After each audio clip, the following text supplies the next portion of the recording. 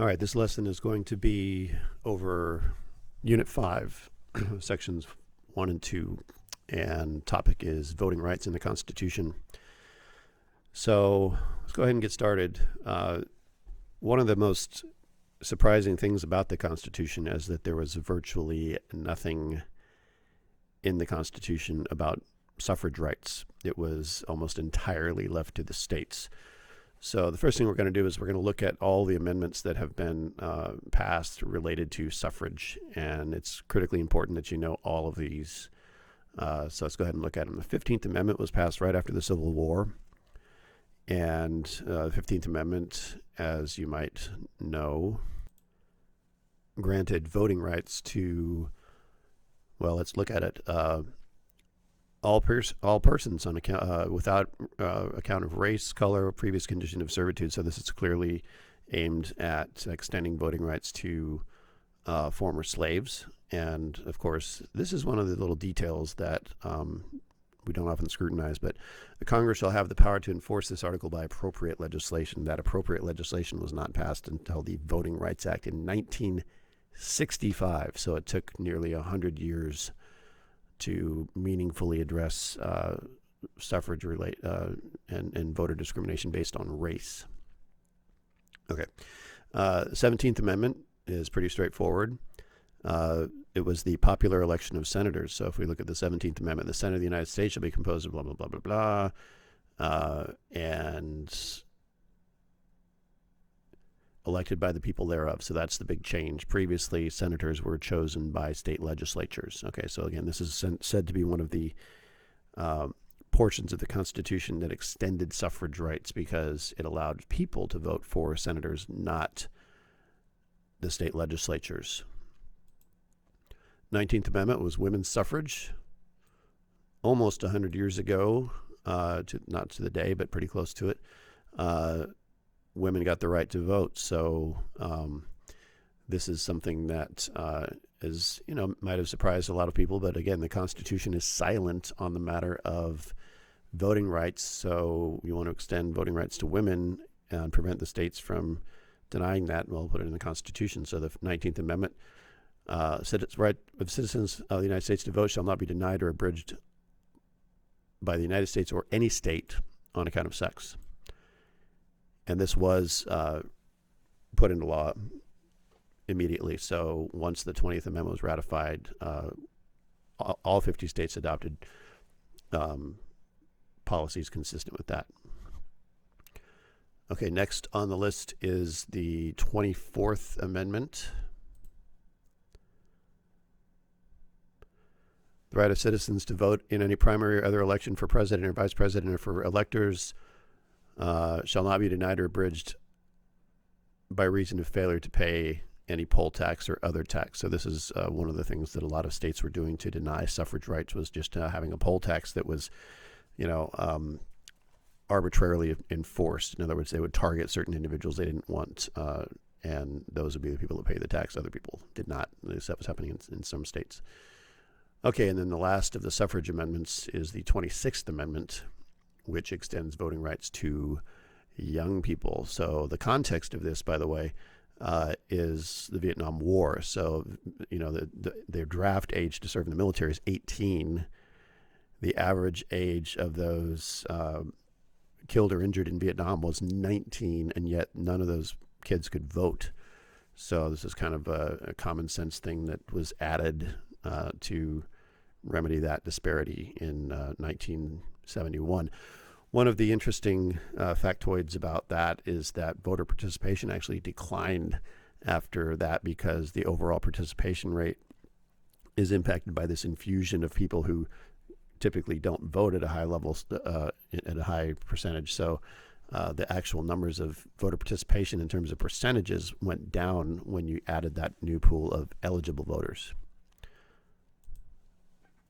Okay, next up we've got in the packet we've got these models of voting behavior. So this is something that you need to know just for College Board purposes, but also it's good to just kind of think about reasons why some people vote and why they don't vote. So we have a couple terms that are probably new: rational choice voting, retrospective voting, prospective voting, and party line voting. Okay, so rational choice. this needs to be in your notes, so make sure you're taking notes and writing the answers down. Rational choice voters are people who vote their economic circumstance. So for example, if you're wealthy and are concerned about excessive taxation, it makes sense for you to vote as a Republican because the Republican Party tends to be more aligned with wealth preservation and policies that are friendly to the wealthy. If, however, you are concerned about, healthcare costs and things like that, at least if you believe the Democratic agenda, the Democratic Party is the party that seems to be all about medical care reform and things like that. So maybe that would be a reason to vote for the Democrats. Retrospective voters are people who look at the past in making decisions about the future. So for example, someone who believed that under the Obama administration there was, a lot of bad things happening in terms of foreign policy, that might be a reason to vote for the opposite party. Okay, someone who didn't like George Bush and the war on terror, might choose to vote for Obama. So it's when you're looking backwards and making voting decisions based on what has happened in the past, that's when we get into this idea of retrospective voting. Prospective voting is the opposite, where you have, the future is what you're concerned about, not necessarily the past. So you're attracted to candidates that have a forward-looking message. That's a part of the reason why the Democratic Party, I know one of the things they were doing is they had their logo, at least for a while, with a D with a circle. So it looks like the shifter in your car. And the idea was you shift it into gear and you go forward. Okay, so that was the imagery that the Democrats were putting forward, at least in the 2016 election cycle. I don't know what it is this year, but okay, so prospective, forward-looking, and then party line voting is really what drives a lot of voters. Is they vote the agenda of the party, not so much the person. And so some voters vote straight ticket because you're gambling that you may not know the person you're voting for, you may not even like the person you're voting for, but you're voting on policy, not the person. And so party line voting and straight ticket voting is a way to achieve some continuity between your beliefs that align with a party overall, and kind of guaranteeing, or at least at some level, that the candidates are going to be aligned with your desired agenda. Okay, so again, you vote straight ticket, you're voting for just the party, not the person. And here in Texas, if you're old enough to vote, big changes this year, they took away the option to click one box and automatically populate the ballot. That's called straight ticket voting. It takes about 3 times as long to vote now in Texas because you have to go candidate by candidate and choose the candidate, not just one party. Okay. All right, next up is some terms that we need to know, and these are known as structural barriers. So looking at the objectives for this unit, and I know they're not on the screen here, but I'm just going to read them off real quick. Okay. A lot of stuff about demographics. Explain the roles that individual choice and state laws play in voter turnout in elections. So what we're going to look at is just a lot of different state policies that are out there that may impact voting. Okay, so first of all, structural barriers, anything that makes it more difficult to vote. So a structural barrier, anything that makes it more difficult to vote based on, in other words, things that, for example, if you're poor and you rely on public transportation, your circumstance alone makes it more difficult to vote because it's not as easy to get to the polling place, for example. So a structure, if you had a rigid election system where everybody had to vote on election day, that would present a structural barrier to somebody who, let's say, had to work on election day and couldn't make it to the polls. So structural barriers, anything that makes it difficult to vote. So we have a bunch of different policies that we're going to look at. Voter ID laws have been somewhat controversial. The conservative Republican states have seemed to have won the day on that based on some Supreme Court decisions, which we'll talk about later when we're having regular class. But voter ID laws make it more difficult to vote because not everybody has an ID. And, I think most people have IDs. I think certainly here at our school, we all have some sense of an ID, whether it's issued by the school or a government issued ID.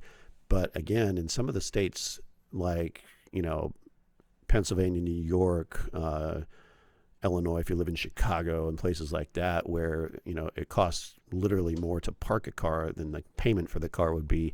A lot of people don't have cars. They rely on public transportation. In New York City, you really don't need a car.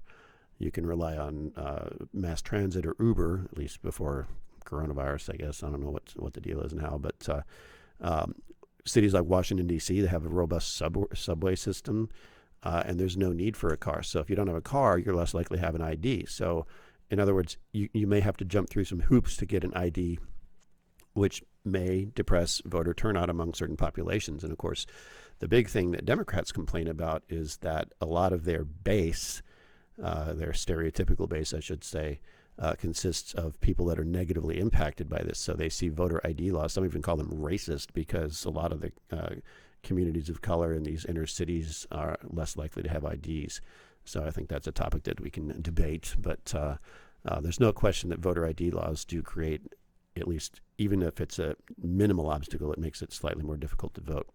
So again, if you get it on a test, do voter ID laws increase or decrease suffrage? Decrease is the answer. It makes it harder to vote. Question 3, explain how voter registration laws may be considered structural barriers. Okay, state of Texas, you got 30 days ahead of time to register to vote. You cannot show up on election day as an unregistered voter and vote. Okay, some states you can.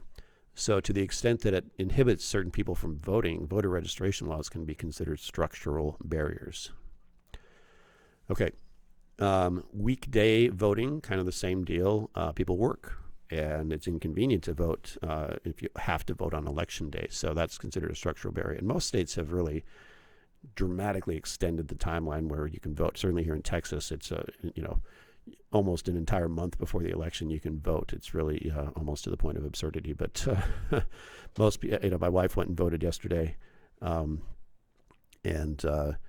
no line because most people have already voted. So it's kind of interesting how that works out. But anyway, weekday voting is a structural barrier because it makes it more difficult to vote if you have an election day where there is no early voting. Okay, and then we have a bunch of other policies we're going to look at. State and federal policies, same-day registration laws increase suffrage, make it easier to vote because you can literally, in some states, show up at the poll as an unregistered voter. Some states without an ID. So you go up, you sign an affidavit of who you are, and you vote right then and there. So I'm assuming you have to have a light bill or something proving some sense of identity, social security number. But some states, encourage voting to the point where it's very, very easy to vote, even if you don't have an ID.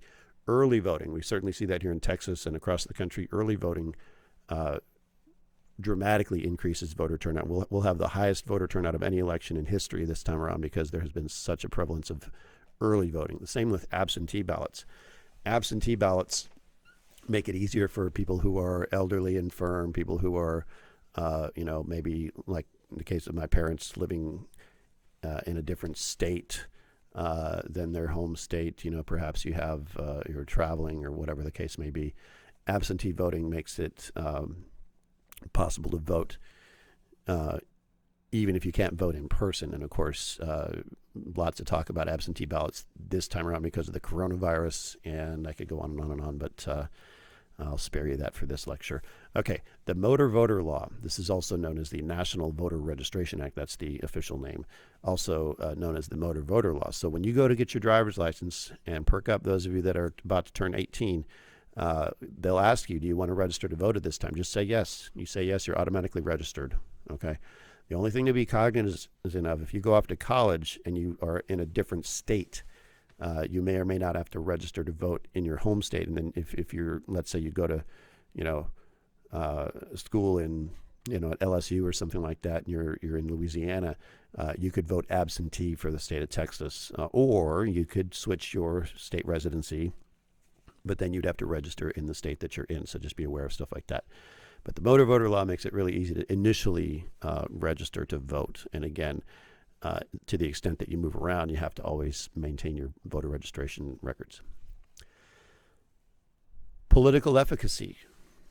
We talked about this already. It's the sense that you have a sense of, your vote actually matters. And we kind of went over this already, so I won't go over it too much here. But, someone who's wealthy, someone who's educated, someone who lives in Florida is going to have a higher sense of political efficacy than someone who lives in Wyoming, where, it may be picturesque and, lots of nice scenery to look at.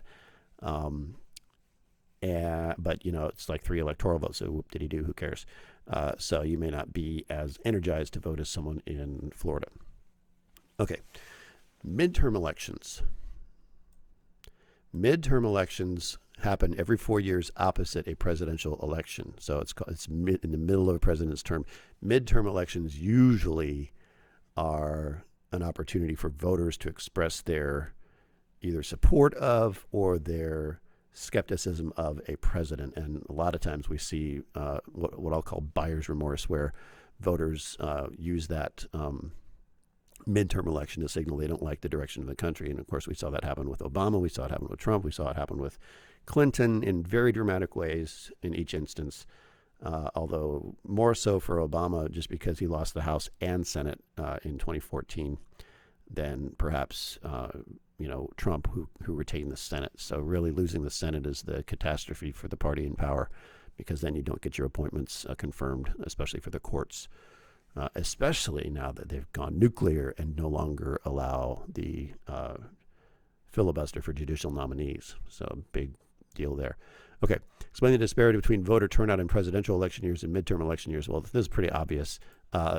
People vote in presidential elections, and when they vote, they're at the ballot box. They have all these other people they vote for, and typically they vote for the president's party if they're enthusiastic. And so that's what we call a coattail effect, where a lot of these congressional candidates are riding on the president's coattails. So to the extent that happens this time around, suppose that Trump wins re-election, it follows that a lot of other Republicans will probably win as well, and the president will have that honeymoon period after an election where you have unified party control, where you have one party control in the House and Senate. Okay, so not saying that's going to happen, but it could happen.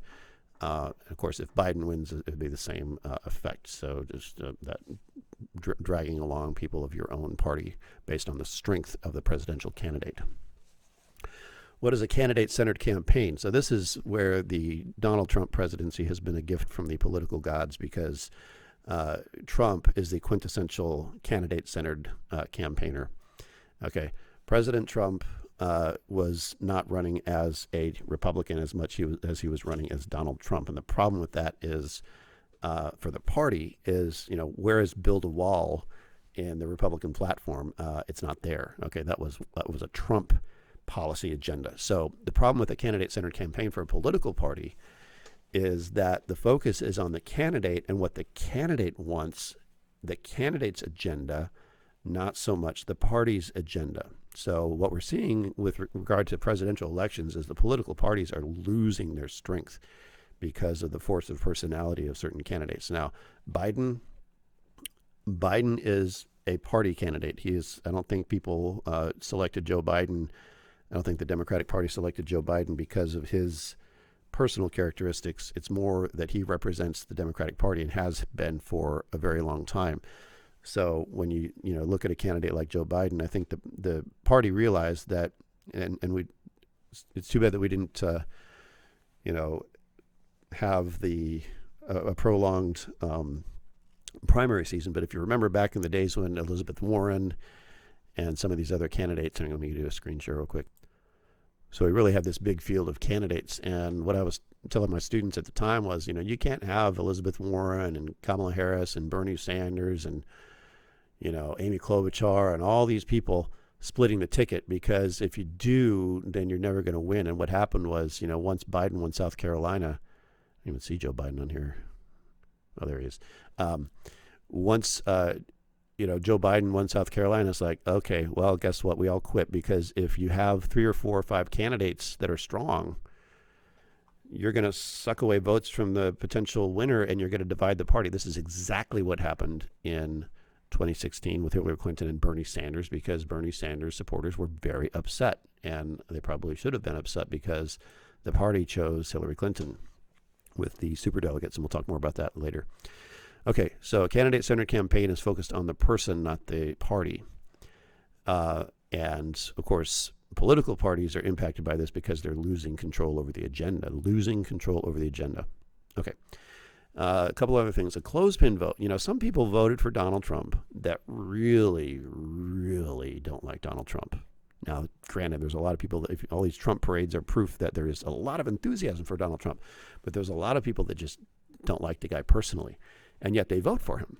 Now, why would anybody do that? Well, because maybe they see past the, for lack of a better term, the Trumpiness of Trump. They look at, okay, we get it. He's brash. He's, tweets all the time and says, strange things. And,